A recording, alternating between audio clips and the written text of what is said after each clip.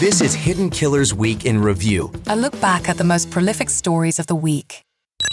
This is the Hidden Killers podcast with Tony Brueski. Featuring defense attorney, Hidden Killers daily contributor, and host of the Defense Diaries podcast, Bob Motta. Rex Heuermann, the man that is being accused of being the Long Island serial killer, the Gilgo Beach murderer, charged with 2 more murders. One, Jessica Taylor, whose partial remains were found near Gilgo Beach in 2011 and then linked to other partial remains that were found 8 years earlier in a remote wooded area in Marionville, but a 45-minute drive east. And another murder he has been charged with. Sandra Costella, 28-year-old New York woman whose remains were found in 1993 in the Hamptons. Her long unsolved murder has not previously been associated with the Gilgo Beach investigation until today. Joining me to discuss, Bob Motta, defense attorney, host of the podcast Defense Diaries. I know a lot of us were expecting at least one more charge today, but 2? Surprised? No, I'm not. I think sadly, there's going to be more. Yeah. For us on the outside looking in, they've just added 2 decades to his activity in terms of times of being active, because now we're going back to 93. I fear that there's going to be a lot more. The question will be, can they piece together? But the one thing that we know based on what happened today is that they're trying, and they are actively trying to put victims on this guy because they know he was a monster, and this is not spurious evidence they're coming up with. The DNA stuff with his hairs being he's the guy. Yeah. I'm always the biggest innocent until proven guilty. But in terms of which, and I always say, all right, look, we got to wait until trial, which is always true. But in terms of the strength of those bail applications and the evidence in which they've found in order to link him to these crimes is exceptionally powerful, exceptionally powerful. I can't think of, predates like touch DNA. They're finding too many of Asa and Heuermann's hairs on these victims for it to be all coincidence. So, what they're doing is every single, and they're working their way backward with this investigation. Now, the one common factor in all of them is that the family is out of town when he's committing these crimes. So they are figuring out exactly every date that either he's traveling and or Asa and the kid is gone. They're gone and the house is empty.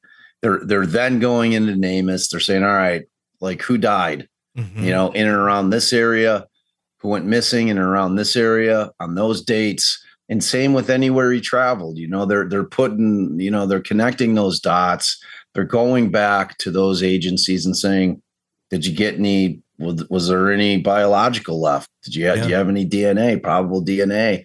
And then they're going to private labs and they're having them develop profiles and they're coming up with home runs, man, 99.9, blah, blah, blah, blah, blah. It's. And this one is connecting us to a body that was not on Gilgo Beach. This is in the Hamptons we're talking about here. So if we were thinking, he only dumps the bodies over here, this is showing it not so much. He probably has graves all over the place of wherever was convenient to dump the body at that time.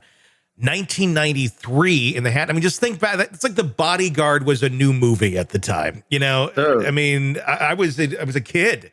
We were both kids. I'm 4 years out of graduating high school. Yeah. I remember taking a summer vacation than being a kid. And gosh, how far. So we have something this far back. How do you think they connected the dots to this one with that much time that's been spent? Is it DNA? Is it something else? Could it have been some of Asa's talking to the documentarians? It's just pure speculation, but how do you think they connected something that far back? I have a feeling that they found a document. Tierney, I was watching the presser today, and he was talking about a document that they found that they put it together, and then so there's this document that they've had. Now, I don't know if they found that in that lockbox. Mm-hmm.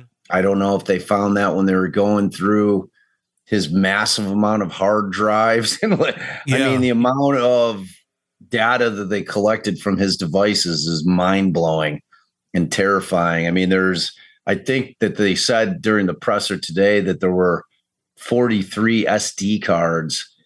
I'm hoping very much that is not significant of the number of victims. But what's on those SD cards? Why do you have so many SD cards? That's what I'm saying, man. And for a creep who, clearly kept souvenirs. Yeah. I mean, it's like, obviously we're speculating, but your mind can go to some dark places, and this guy was clearly a monster. Yeah. So, I mean, I fear that he was active for a long, long time. I mean, Gacy, they put 33 on him, and he was active for 6 years. Mm-hmm. This guy who's 60 years old, and in 93, he's a relatively young man, and he's got the taste at that point in time. We're talking almost like 3 decades here. 3 decades, man, of like a dude that's warped. And I mean, it's a scary thought. It's terrifying, actually, like just how much, I mean, it's like a never ending nightmare with this guy. And they're like, I don't know that they'll ever shut this investigation down. I mean, how could they? Well, and that's the thing. Yeah, I mean, it's going to keep going on and on. Want to listen ad-free? Want advanced access to all of our interviews before anyone else? Become a True Crime Today Premium Plus subscriber on Apple Podcasts. You get every episode commercial-free. So you can binge on true crime until you can binge no more. Search True Crime Today Premium Plus on Apple Podcasts now, or go to our podcast page and sign up now. More of the Hidden Killers podcast next.